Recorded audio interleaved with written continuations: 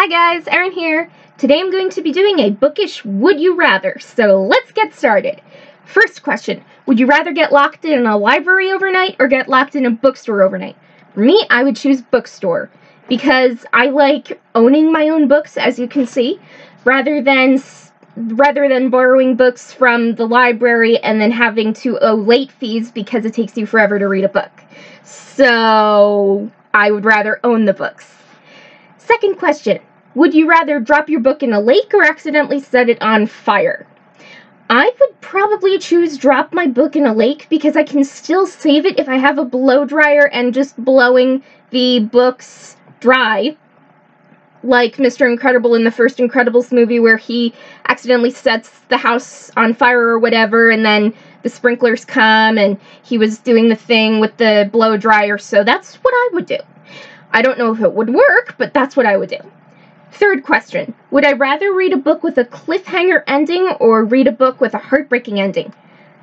For me, cliffhangers all the way. I may not like the cliffhanger books like Rocks Fall, Everyone Dies by Lindsay Rybar or The Innocent Mage by Karen Miller in the first book, but I cannot stand heartbreak. Like, it literally tears me apart inside just because I don't have successful relationships so far.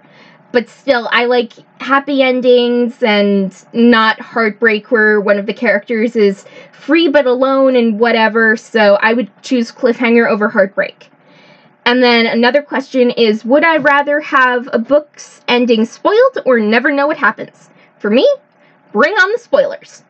I don't like not knowing things because I seek knowledge, and that sounds like some sort of ultimate computer thing from Star Trek. But anyway, I can prepare for sad endings if I have spoilers. Like, for the Mortal Instruments series by Cassandra Clare, I wanted to know what happens with the love triangle between Simon, Maya, and Isabel. And I'm not going to give any spoilers, but I read ahead, so I know what happens, sort of.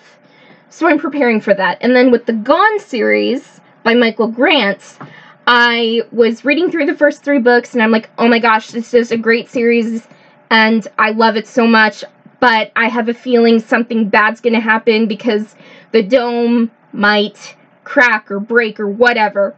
But I wasn't prepared, and to prepare myself, I gave in to temptation, and I just happened to read some spoilers online, and so I'm like, okay, I'm shaky now because my favorite characters are gonna die, but I would still rather have spoilers and be prepared rather than not expect a sad ending. Another question. Would I rather read only one genre forever or never repeat the same genre after reading one book? For me, read one genre forever, but I can't decide if it's going to be a fantasy genre or a young adult fiction series. So, what would you choose? Type in the comments below what you would choose, because I would like to know. Next question. Would I rather love a book that everyone hates, or hate a book that everyone loves? I've done both. With loving the Gone series by Michael Grant, a lot of people have given reviews that it's like X-Men meets Lord of the Flies, and not everyone likes that sort of series, genre, whatever. It's really dark. Michael Grant's writing is very interesting and unique, and I loved the series, but a lot of other people I know don't like the series.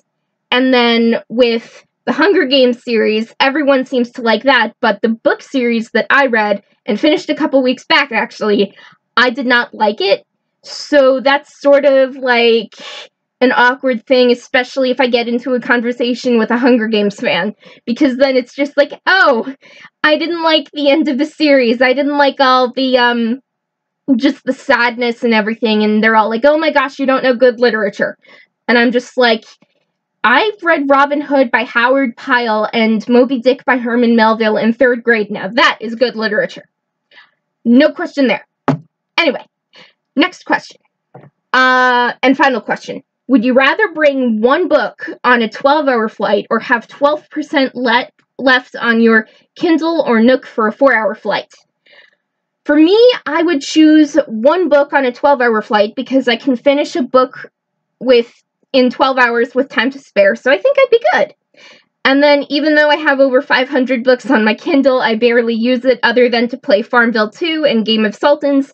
Please do not hate me for this, but I choose paperback and hardcover all the way just because I like the feel of a book in my hands. I like the smell of a book.